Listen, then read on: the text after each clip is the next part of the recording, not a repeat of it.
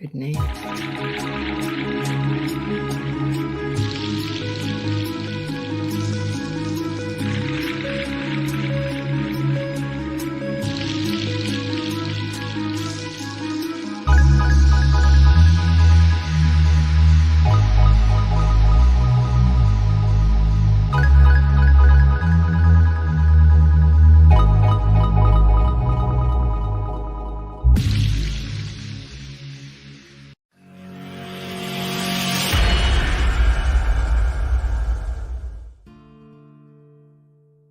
Welcome to Meet the Author, where you can join in on insightful conversations with best-selling and award-winning indie published authors. Your hosts today are Rob and Joan, who themselves are indie published authors, book publicists, and paranormal investigators with Tampa Bay Spirits, based in Tampa Bay, Florida. Thanks for dropping by. And now, on with the show. Hi, I'm Rob. And I'm Joan. We're really glad that you're here today, whether you're watching us live or you're listening to us later or watching us later. We're really glad that you decided to be in our audience. Boy, that's for sure. Mm-hmm.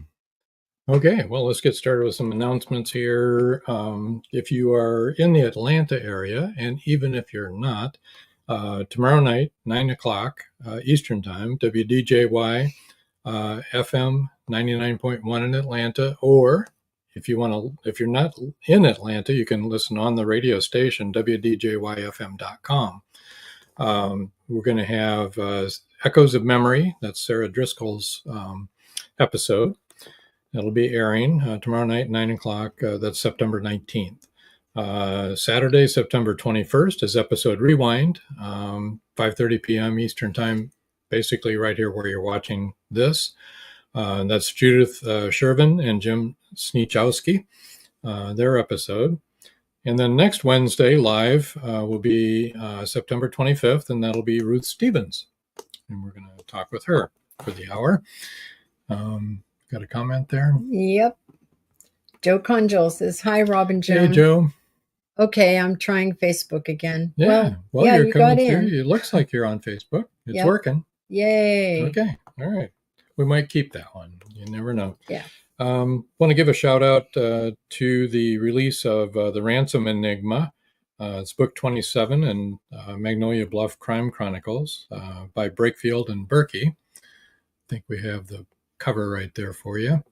And then we don't have the cover for this one, but pre-order is available now for Richard Schwint's book, For Boys Who Struggle with Darkness. That's book 28. It's available for pre-order. Sounds good, doesn't it? Yeah, 99 cents on the pre-order side of things.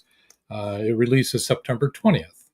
Okay, so that's the next one coming out in the Magnolia Bluff series. We want to also talk about The Song of San Leon by George Dismukes. It's available out there. You don't want to miss it. It's really good. We've read it. We had an advanced reader copy on that. Mm-hmm. And George weaves a very interesting tale. Joy York says, hi, Rob and Joan. Hi, Joy. Also wanted to give a shout out Summit's Edge, Sarah Driscoll. That's coming out soon. This is an advanced reader copy. And then also A Chance of a Ghost by us. That's an advanced copy. Yeah, that one was an advanced copy, but it is out. Yeah. We had a really advanced copy of that one. We sure did. Yeah, we just got all 5-star reviews from readers' favorite.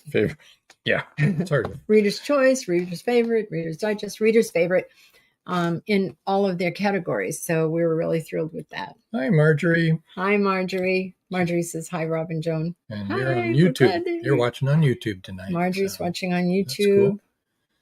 Let's see. Oh, Joy's on LinkedIn. We've got quite a diverse audience here. Mm-hmm. So none of you can see what any of you are doing. Joe Conjal said, yay, congratulations.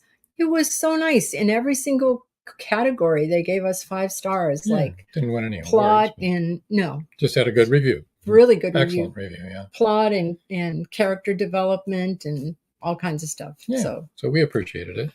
Yeah, we did. Yeah. So we're using it in our marketing. There you go. Day by day, baby steps. I just did. Yes, we did. Very good. Okay.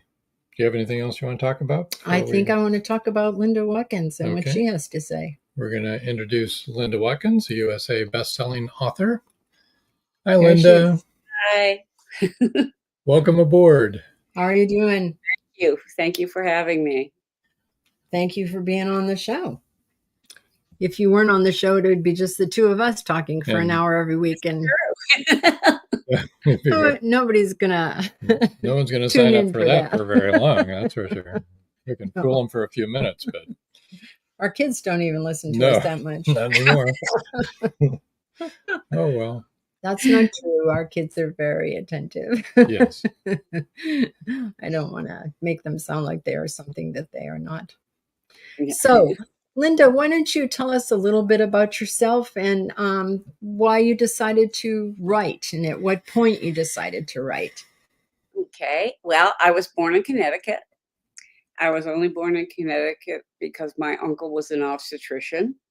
Oh. And we lived in New Hampshire. And at that time, it was, after World War II. And so my family, mother and father, stayed with my father's parents. And they shipped my mother to my uncle when she had both my sister and myself. So we were born in Norwich, Connecticut. We moved when I was around, I would guess, a baby, 2 or 3, to Ohio, where my father had work. And then we moved to Michigan, which is where I grew up, in Dearborn, Michigan. I grew up and graduated from high school there. I went to college at Carnegie Tech. Graduated from there and then went back to Michigan and did a year of grad school and got my teaching certificate and then decided I didn't want to do that. So I moved to the San Francisco Bay Area where my sister was at Stanford in law school. And I worked there I lived there for most of my adult life. I worked at Stanford University School of Medicine in the Department of Pediatrics and Department of Surgery for over 20 years. I was an administrator, one of the first reimbursement people, because it was at a time when reimbursement was becoming difficult for institutions like Stanford. And when I retired from there, I moved to Bend, Oregon. I am a dog lover. I had 3 dogs at Bend, and they moved with me after I lived there for 4 years. And then I moved to Chesapeake Island, Maine, which is the largest unconnected island in southern Maine, which means that access is only by boat. We have a ferry that goes to and from the island, but a lot of the people, year-round people, have their own boats, but I didn't. So I moved there with my dogs, and I lived there for 7 years, and that's where I started writing. I had always written stories and poems and songs. I wrote a lot of songs, and just for myself and for my friends and stuff like that. But at one point I just decided I wanted to try. I always had stories running around my head. I would go to these stories when I would go to bed and try to go to sleep. I'd go to the stories and they would put me to sleep. And so I decided to try to write a book. And one of the reasons I did was because of the invention of the iPad. I had a very bad back at that time, and it was difficult for me to sit on a computer for any length of time. But the iPad, I could take with me anywhere. I could sit on the ferry and write. I could sit in my car waiting for the ferry and write. I could write in the middle of the night. I could just pull it out and wake up in the middle of the night. Oh, I got to write this. So that's when I was around 2011. I wrote MATEGUAS Island, my first book. I didn't do much with it while I lived on the island. I tried the traditional way of sending out query letters and trying to find an agent. And that was pretty much like a brick wall. I got some interest, but not enough to, go further. So at that time, circumstances got me off the island, and I moved to Muskegon, Michigan, where I had friends. And one of those friends was also a fledgling writer. He had just written, Steve LaBelle had written a book called Bernie and the Putty. Yeah, We yeah. know Yeah, we know Steve. Steve. Yeah, yeah. We know Yeah. Steve. He's really Yeah. hilarious. Hold on just for a second. A couple of comments. First, George DeSmuke says, okay, I is here. So is the fam. 2 legs and 4. Hi. Hi, George. And Nadine and the doggies. And Nadine. He and loves Woof Woof. He loves his woof woofies. Yes, they are so sweet too. Gizmo and Daisy. Joe Conjul says, hi, Linda. Since you have written songs, wondering if you play any instruments. No. Just words, like poetry I kind of. had Lyrics. I had a keyboard. And I had a boyfriend at a time who was a composer. And he taught me some riffs on the keyboard and this and that. And I could pick out some songs. But I basically wrote songs for him to put music to. So that was, You wrote the words, you wrote the lyrics. I wrote the lyrics. Yeah, I wrote Yeah. the lyrics, and then he put music to them. Yeah. Yeah. He's not famous, though. Nothing was ever published. So while you were living on the island was when you actually started this. Let's see, let me find the first one again. There's MATEGUAS Island. Yeah, MATEGUAS that's my Island. first book. Yeah. And then you were saying that you moved to Michigan. Moved to and Michigan. met Steve LaBelle. Still married to my high school best friend, Marge. Oh. And that's why I moved to Muskegon. And he had put together a writing group of several other local writers. And so we met periodically and read each other's works and did all this. And then Steve got really hyped up on the self-publishing thing. Yeah. And I don't know if I would remember if it hadn't been for him. But I had MATEGUAS finished, and I wrote a prequel to it. And I went on Amazon. Secrets, right. Yeah. A Story of Love and Betrayal. And that was my test book. And I loaded it onto Amazon, and I hit the publish button and thinking that I'd get a message saying, do you really want to do this? But I didn't. It was published. And I said, okay, this isn't that hard.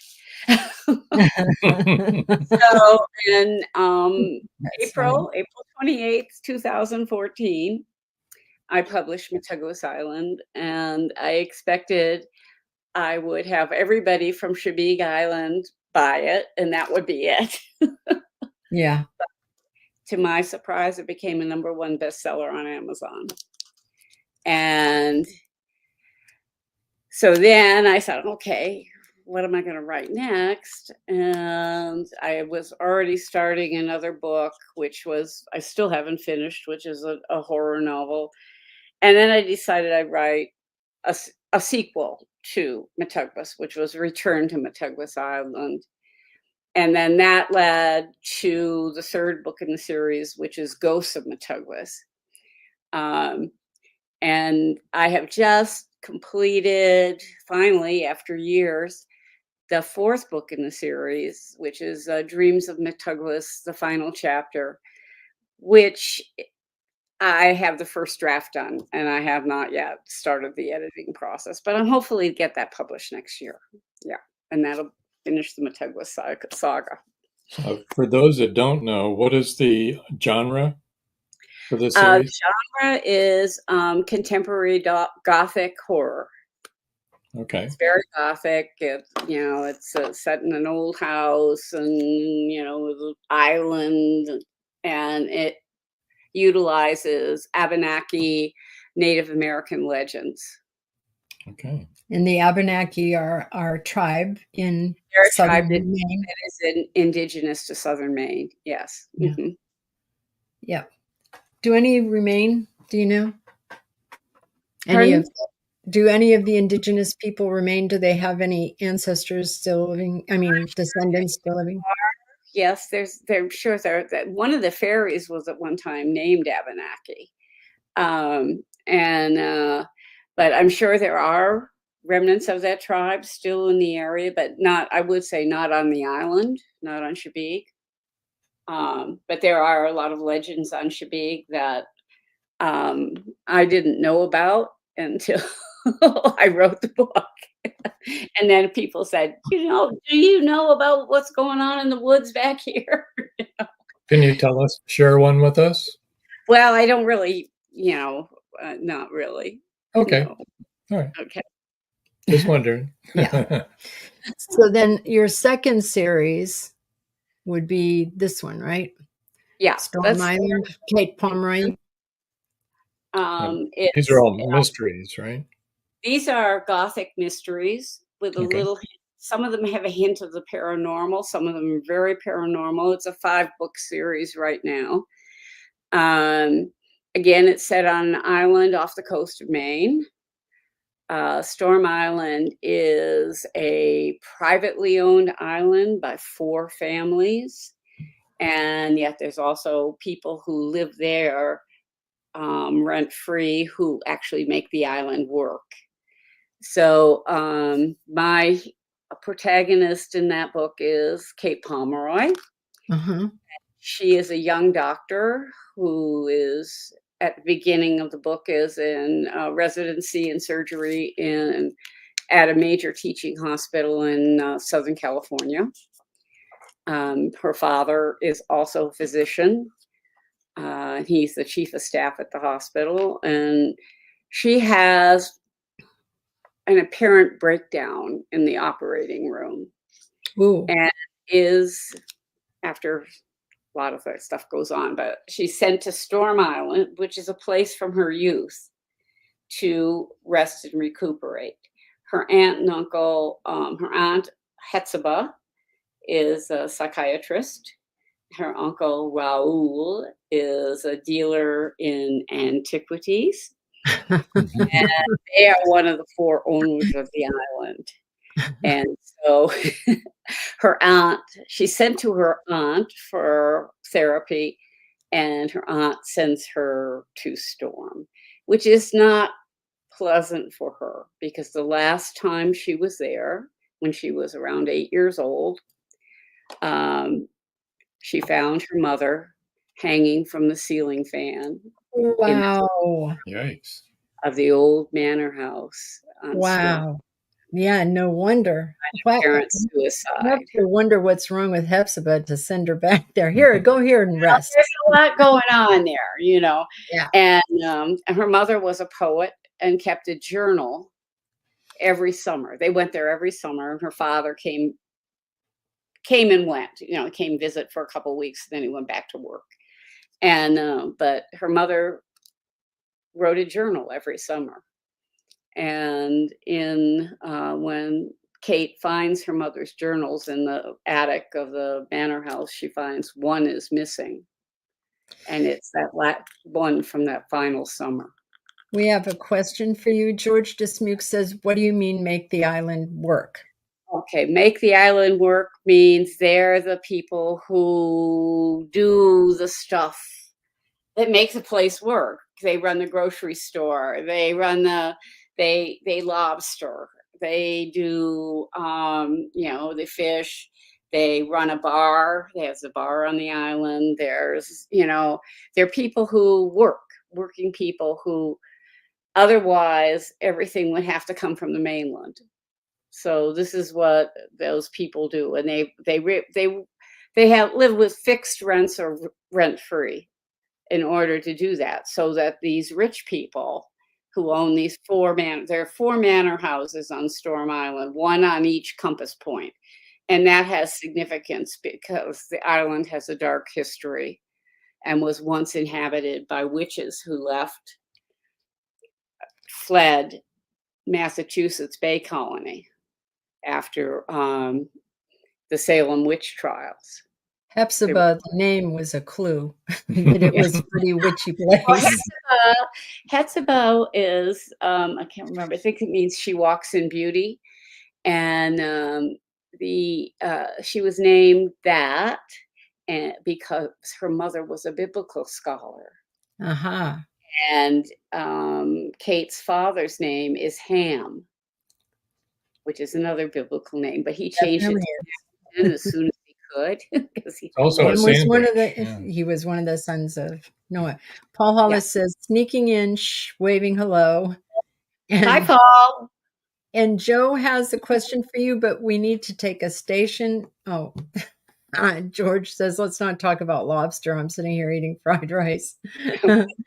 Anyway, we have to take a quick station break and hear from our sponsors. And then we have a question for you from Joe Conjo. We'll get to that right after the break. All right. Don't go away, folks. This novel, set against the backdrop of the English Civil War, explores love and survival amidst the chaos of war.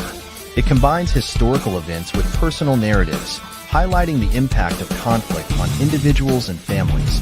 England, 1642. When bloody civil war breaks out between the king and parliament, families and communities are driven by different allegiances. Red Winter Journey is a sweeping tale of adventure and loss, sacrifice and love, with a unique and unforgettable story of a mother's love for her son at its heart. A historic journey of twists, turns, and a dash of spirited passion.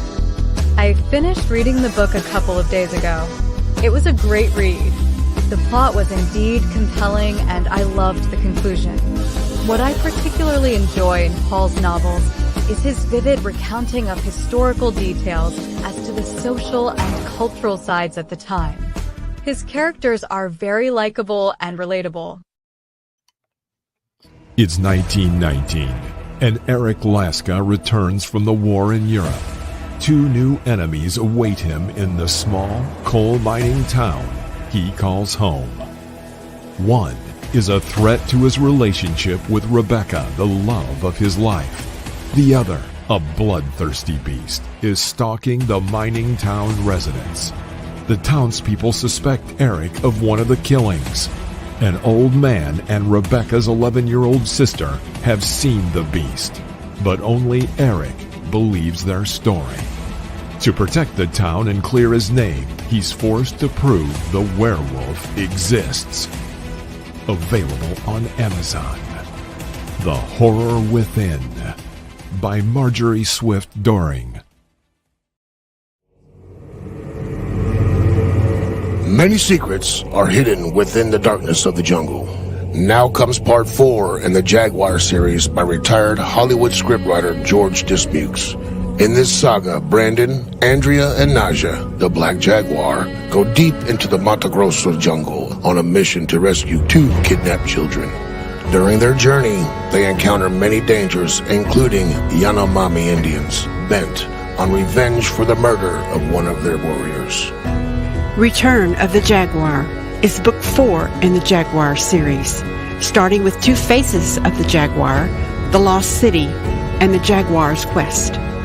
All 4 are available on Amazon, Barnes & Noble, and other bookseller websites worldwide. Return of the Jaguar is a must-read.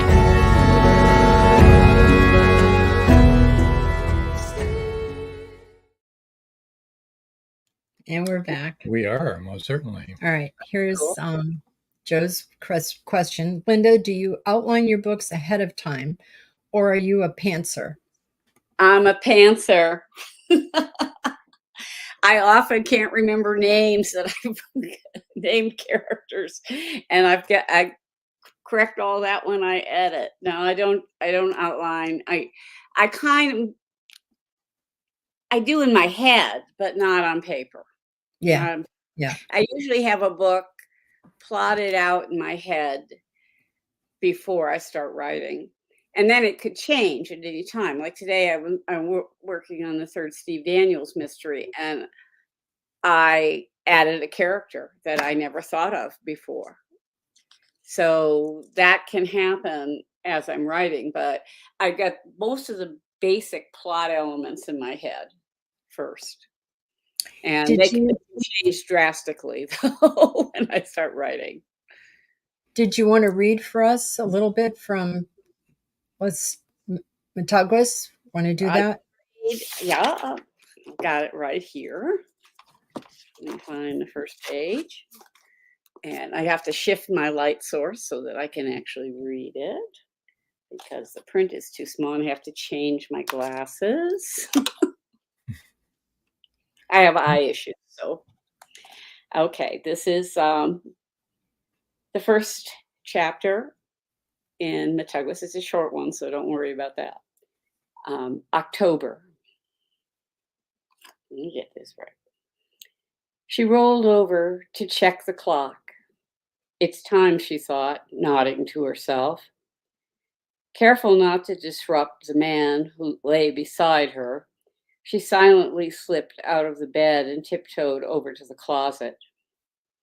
Reaching up to the top shelf, she pulled a small black box from under a pile of linens. She stared at it for a moment before removing the lid, revealing its contents. Inside, on a satin pillow, lay a small bone knife with a carved handle. Slowly, she lifted it from its resting place and tested the blade against the tip of her finger. A drop of blood at once appeared. Smiling grimly, she grasped the hilt firmly in her hand and walked to the bedroom door. As she left the room, she looked back over her shoulder at the man who was still asleep. She loved him and did not want to lose him. She prayed he'd keep his promise. Quietly, she padded barefoot down the stairs and out the back door. When she reached the middle of the lawn, she turned, facing east.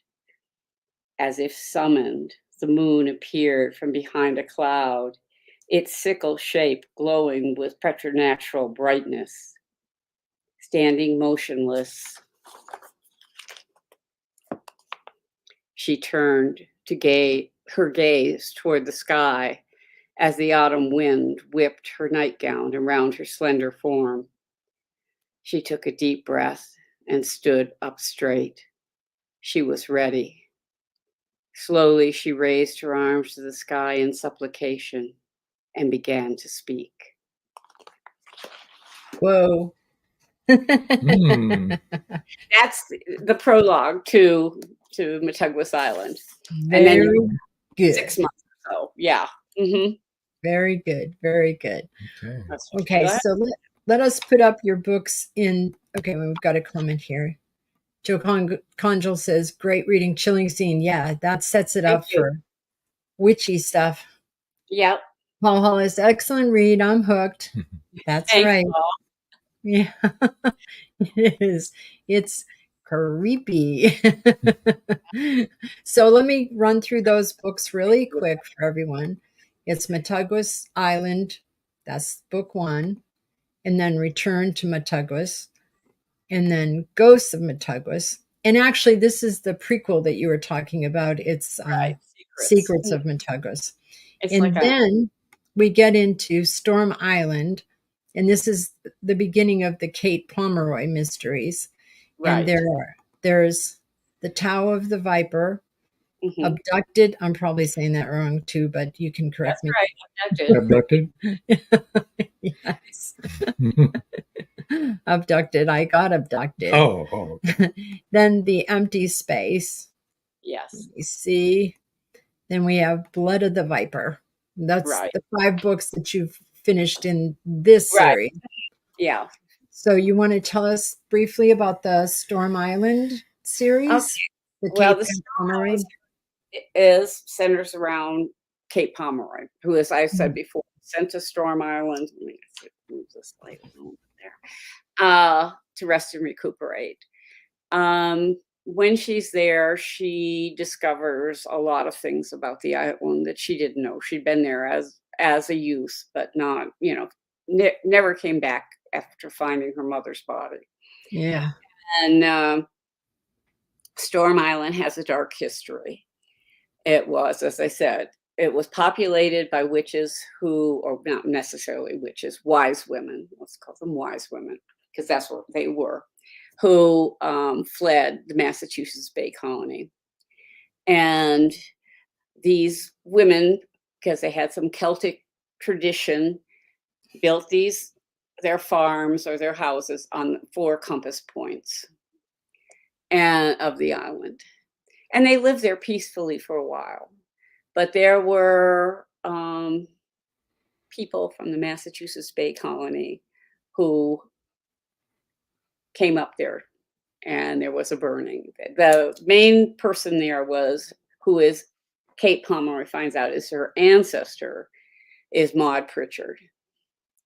And there's a prequel to Storm Island, which is called The Witches of Storm Island, Book 1 of Turning, which is about Maud Pritchard, who is a young Puritan girl who gets involved with a woman who is who never ages. That'd be nice. And she Give gets me that spell, please. and gets involved with an old man and he plays a big part in the Tower of the Viper, the second book. But the first book is basically, there's a lot of mystery. There is a hint of paranormal in it. There's a strange little silo in the woods on Storm Island that has a oil lamp burning in the window. You can see it, but there's no entrance to it. There's no way to get inside. And that's where Kate eventually finds her mother's missing journal. So there's a lot. The spirit of her mother is around. And I mean, Kate Pomeroy is a very rational human being. And so she's having a very hard time she has a hard time dealing with this. And of course, there is an unexpected romance that comes in. That's with Jeremy Bradshaw, who is a local lobsterman. And she knew him when she was a child. And then that mystery in Storm Island revolves, and the Tower of the Viper introduces a group of men who are vipers. It's a cult where the blood that they have, they can live 5 or 6 lifetimes. Sort of like vampires, a little bit. Not really like vampires, sort of. It's sort of a twist on a vampire legend. Yeah. Right. There's a whole creation legend in the Tower of the Viper about how the Viper cult began. And the Tower of the Viper is actually a book that Kate Pomeroy finally gets her hands on, and has to have translated from Latin. And so that's very the Tower of the Viper is very paranormal. And again, there's a peril to Jeremy, who she's now in love with. And then there's the third book is Abducted. Oh, in the first 2 books, there's a real villain, not anything paranormal. He is a Russian named Vladimir Sokolov. And he runs a prostitution drug empire. And he becomes obsessed with Kate. And in Abducted, on the eve of her wedding to Jeremy, she is abducted from the wharf on the mainland and is taken by boat, sort of semi-tortured, taken by boat to Sokolov's place in Turkey on the Black Sea. Yikes. It's a long And that book has no paranormal in it, and it's all intrigue, international intrigue with Jeremy, who served in Iraq, has friends, over there that he worked with, that he contacts, and he, goes outside the law to try to find her. And that's in Abducted. In the empty space, Kate and Jeremy are married, and they are fugitives from the law and in the States. So they have absconded and gone to Norway, where they figured nobody will ever find them. She's working in the medical field, and he's got a boat. And that book opens up with 3 shots from a sniper's rifle. And Jeremy is down. Uh-oh. Taken to the hospital. And this is, again, Vladimir Sokolov coming after Kate. And that book has been called, I was really surprised when I got the reviews on it. They call it masterpieces of suspense, extraordinary psychological thriller. Yeah. And again, there's no paranormal in this. This is all international intrigue and dealing with, people. That introduces a new main character into the series, who is Omer, who is a young black man, who is, Kate compares to Denzel Washington in Training Day. And he falls in love with Kate too. So, but there's Jeremy in the hospital. So, so then the last book that I've gotten through is the Blood of the Viper, and we're back on the island, and the paranormal is once again huge, and it has to do with ancient blood. And Aztec legends about the blood. And the blood is almost an alien thing, because I think in the end of it, it says that blood says, we were here before humans, and we'll be here long after they're gone. And Kate and Omer, who is a good friend of Jeremy's alive, they all have to battle this blood that is has intelligence. That's creepy. Yeah, That is creepy. it's like a And that's what this Tao of the Viper is about. Is that those people? Blood of the Viper, but it's the same cult. And there's that's what I'm saying. That's what this is about. Both Tao and blood, named Sven Lundgren, who is a viper, but he's a viper with a conscience. So he's lived several lifetimes, but he respects Kate. He respects her courage and she's a strong character. She's a strong woman character in this, and she kicks butt when she has to. And even though she's a physician, and there's one thing in the empty space where she says, I know my oath is to first do no harm, but this guy did such bad stuff to me. And she lets him go. Well, it's first do no harm to your patient. Yeah. So if it's not her patient, it's a combination of mystery, international intrigue, paranormal. It's like everything. It's a kind of awesome. It's a fun series. Sounds And I've cool. got the 6th book in the works, which I'm calling Blood Reckoning, which will be more about the ancient blood that still exists. They thought they got rid of it, but that's great. Is it true that the Vipers started out as politicians? no, but in the next They are politicians. In Blood Reckoning, they are politicians. Oh, they are. Well, it wasn't too far off then. Recognize That's appropriate. Oh, well, I guess we have one comment and then we have to go to break, another set of commercials, but let's get this comment up. Joe Conjal said, did you do anything different or special regarding your marketing that helped propel you to being a USA bestselling author? We'll save that till after the commercial. That's going to take more than a minute to answer. Okay. All We right. will be right back after a word from our sponsors. Yeah. If I get to the right page here. There we go. The clock is ticking. Can Gracie uncover the truth? Philip Pliant is the wealthy opportunist plastics dealer and CEO of Pliant Industries. He's also a master thief, creating a pervasive threat to the manufacturing infrastructure in the Caribbean islands markets.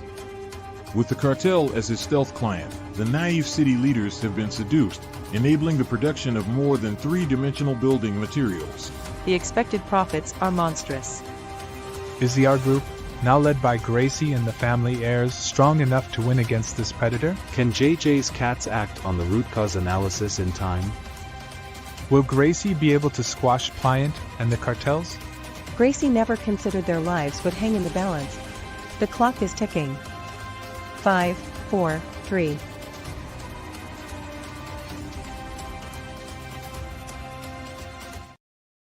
Have you wanted to publish your story?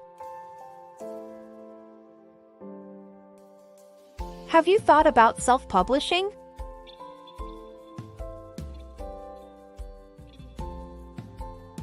Today is your day. 5-star Amazon review. Self-publish your ebook on Amazon for free in 2024. This ebook is available on Amazon by Becca L. Jones.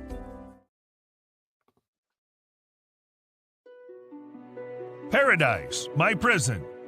Charlie Flint awakens from a deep sleep and finds himself alone on a tropical beach surrounded by a palm tree jungle and exotic animals. He cannot remember who he is or anything about his life. First, he must find food and build shelter and protect himself from hidden dangers. As his memory gradually returns, it reveals what a very flawed person he is. A man who made too many mistakes, made too many enemies. The implications of the truth are staggering. How did Charlie get there? And will he save himself? Paradise, My Prison is the riveting new suspense thriller from retired Hollywood scriptwriter George Dismukes. Paradise, My Prison by George Dismukes is available in jacketed hardcover, softcover, and all ebook formats worldwide.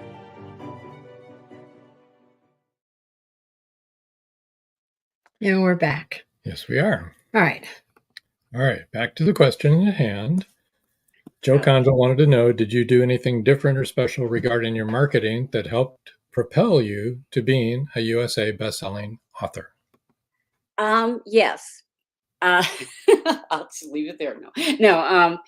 I was part of a group of authors that put together a box set of romantic suspense novellas. And we all worked together very hard.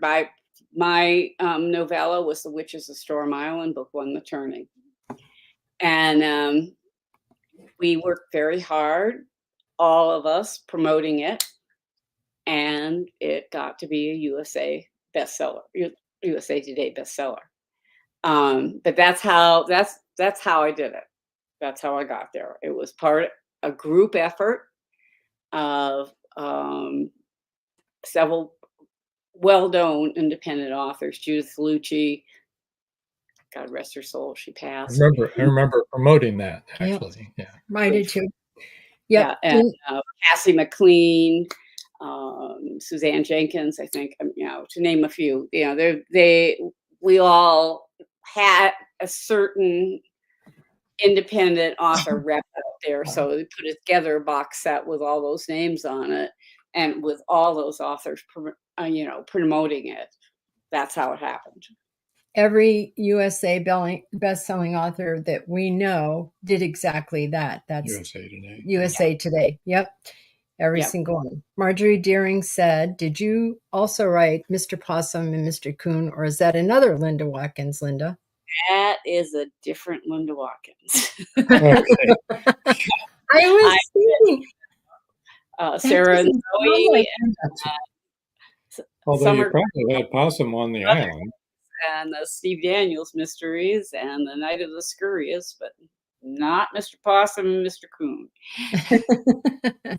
That sounds like a children's book. Yeah. Is it a children's book, Marjorie? Do you know? Or, I'm just curious. But anyway.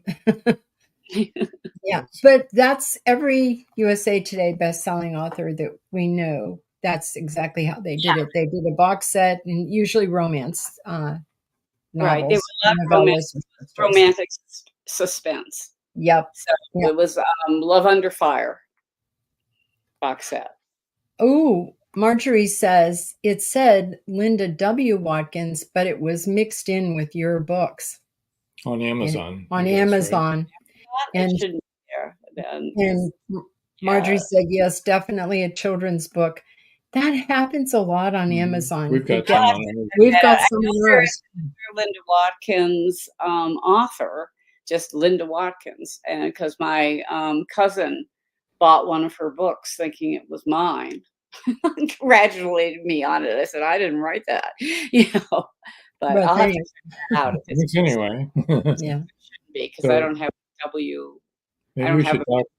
Maybe we should talk a little about the Steve Daniels series. Yeah, because we're running out of time. And we want to tell people where to reach you. My latest series is the Steve Daniels series. It's right now it's just 2 books. I'm working on the 3rd right now. These are my attempt at noir mystery. They are set. The first book is set in the latter stages of World War II. And the second book is set in the 1950.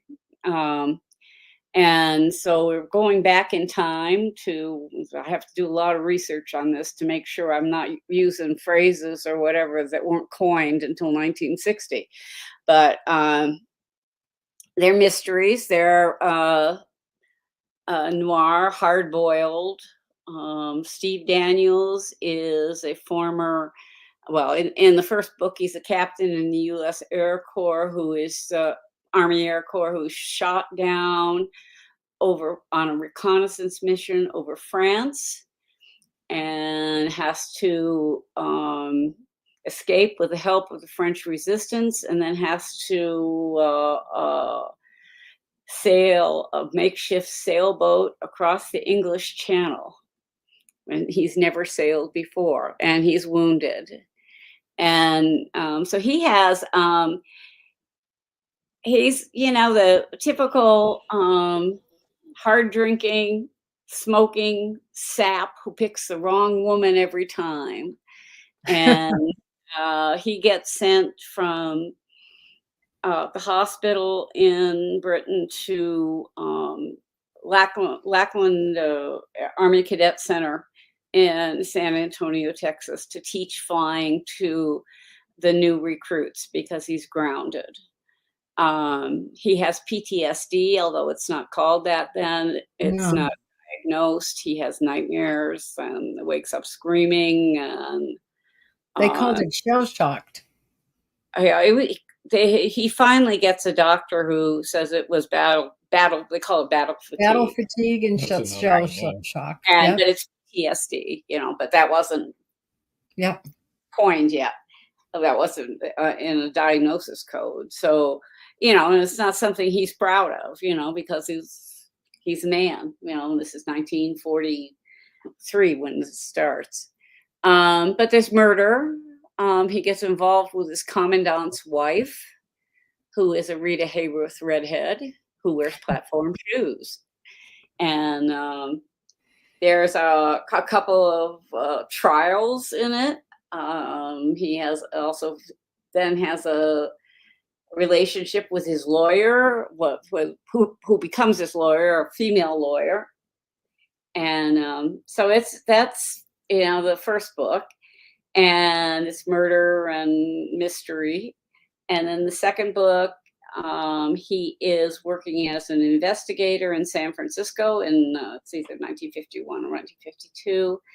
And that's when he gets involved with winery heiress Jessica Fauché, who is, although they didn't have the term then, a serial killer, possibly. Oh.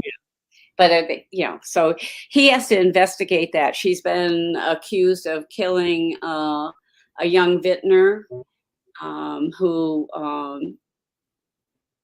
worked at the winery that her parents owned, and by stabbing him in the neck with a corkscrew.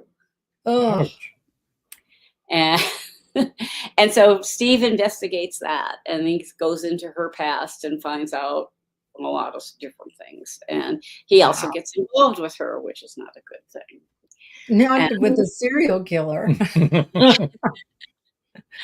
So that's also got legal. It's kind of a combination of legal, but again, it's he drinks his two fingers of his, what he calls his brother Jack, because he's Steve Daniels, Jack Daniels. Yeah, very clever. Very clever. Lucky and smokes, and talks tough and everything, but he's a sap, That's awesome.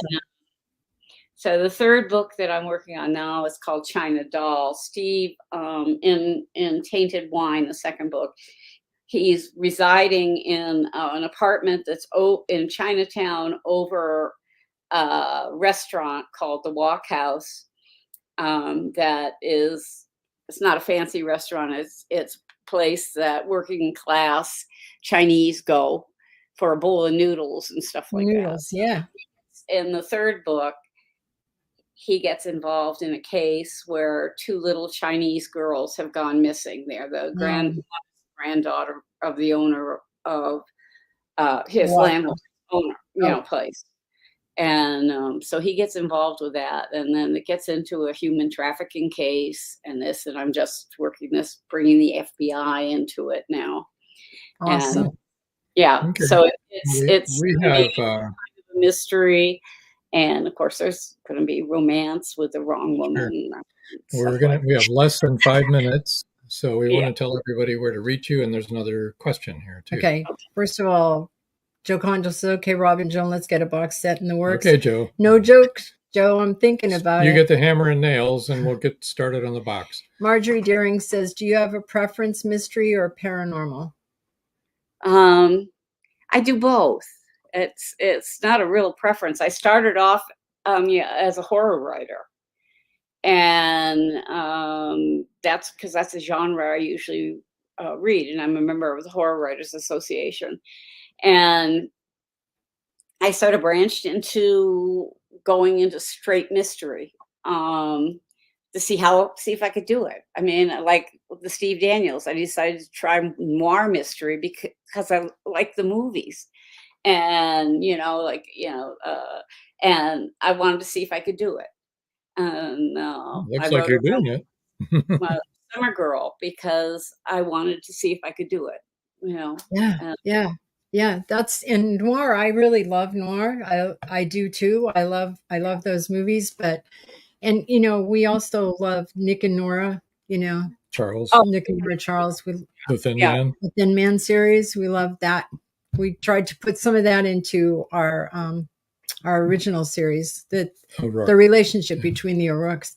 So those of you who are just listening, you can't see this little bubble that I put up, but Linda's website is lindawatkins-author.com, and that's LindaWatkins-AUTHOR. And all of her social media links are in there. And you can find her books there and all that kind of good stuff. You can email her and all sorts of stuff. Yeah. Yes. If you want to reach her, that's where you can reach her. You can, of course, buy her books on Amazon, probably any place that Mr. books are Possum. sold. The first books in my series are also on Kindle Unlimited. Mm-hmm. If you have that and you're interested, you can read on that and then decide if you want to go on with the rest of the series. There you go. Yeah. There you go. Could probably read the whole. Is your whole series on there? Not just the first books. The first books are like Storm Island is on Kindle Unlimited. MATEGUAS Island is and the other books in the series are wide. You can get them on, Barnes and Noble and Kobo or Google Play, or Apple. Some of them are on Apple, some of them aren't. And some of them are on audio, or all of them are on audio. Pardon? Some of your books are on audio, right? Yes. Actually, 2 books in the Kate Pomeroy series are audio. The first MATEGUAS book is audio. The others aren't. Let's see, some of my shorter books, the Steve Daniels books, Platform Shoes is on audio. Tainted Wine is in production right now. My shorter books, Sarah and Zoe, a story about the power of unconditional love, is on audio. The Night of the Scurrious is on audio. That's a horror book.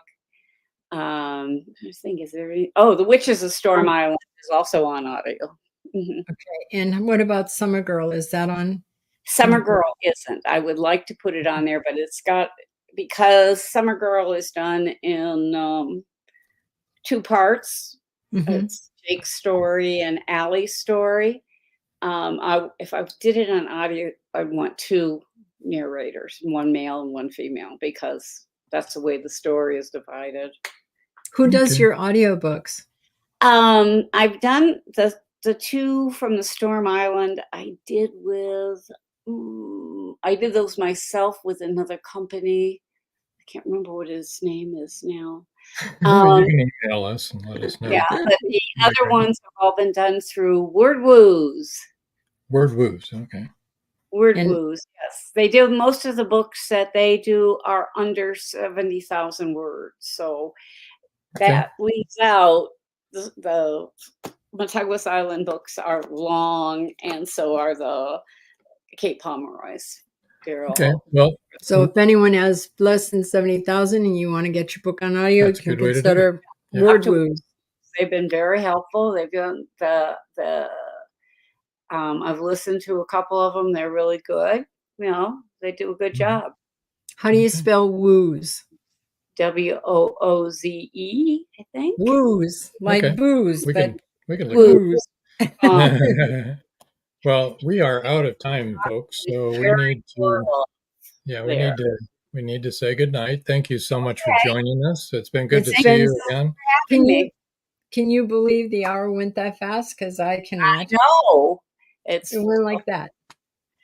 Now I get to feed my dogs. There you go. Okay, we're going to move over to the side.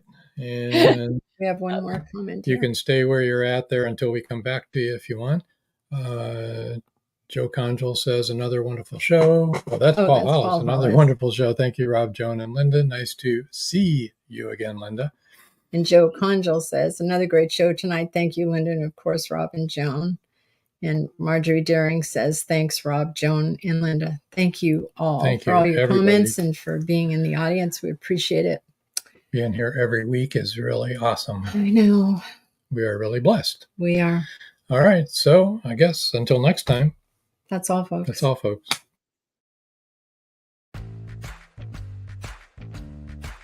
Live every Wednesday, your Voice of Indie hosts Beam Weeks and Stephen Gees welcome authors, musicians, publishing industry pros, artists, and assorted creative guests for an exciting interactive hour.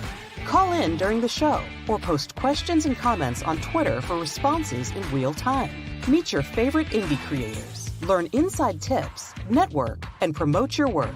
The link for each week's show is pinned on Twitter atop @VoiceOfIndie. And you can receive the link every Wednesday morning in your inbox by subscribing to our newsletter at freshinkgroup.com. Check out Voice of Indie every Wednesday on Blog Talk Radio and catch hundreds of episodes archived everywhere from our websites to our YouTube channel and Spotify. Thank you for joining us here on Meet the Author. Make sure you stay up to date with our show by clicking like, follow, and share. And you can find us on Spotify, iTunes, and more. See you next time. on WLFE